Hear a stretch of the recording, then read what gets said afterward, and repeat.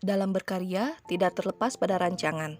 Rancangan ini merupakan gambar rencana atau gambar sketsa yang harus diikuti dalam proses membuat karya.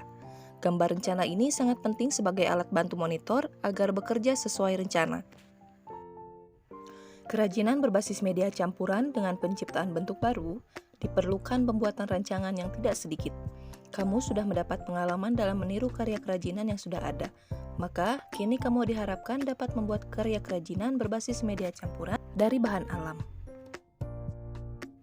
Berikut adalah produk dan proses kerajinan berbasis media campuran.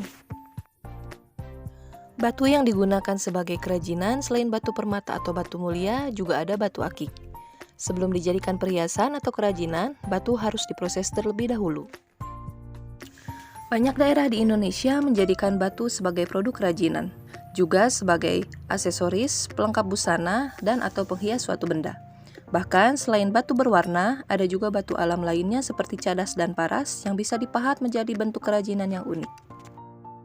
Logam adalah unsur yang jumlahnya paling banyak di bumi.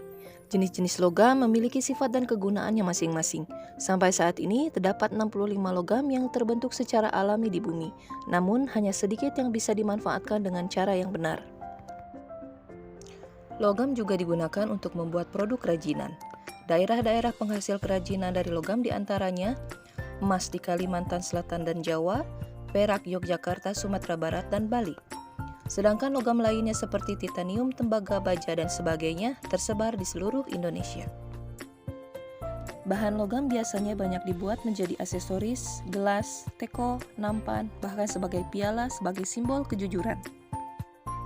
Plastik merupakan material yang baru secara luas dikembangkan dan digunakan sejak abad ke-20. Plastik sudah menjadi bagian dari kehidupan. Berbagai macam penggunaan plastik mulai dari pembungkus makanan, bahan kecantikan, alat-alat rumah tangga hingga perangkat elektronik.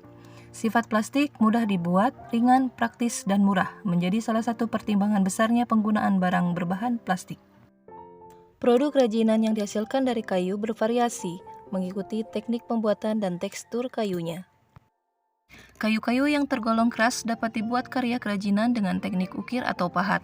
Selain itu juga dapat dengan teknik tempel atau sambung baik dengan perkat maupun dengan paku.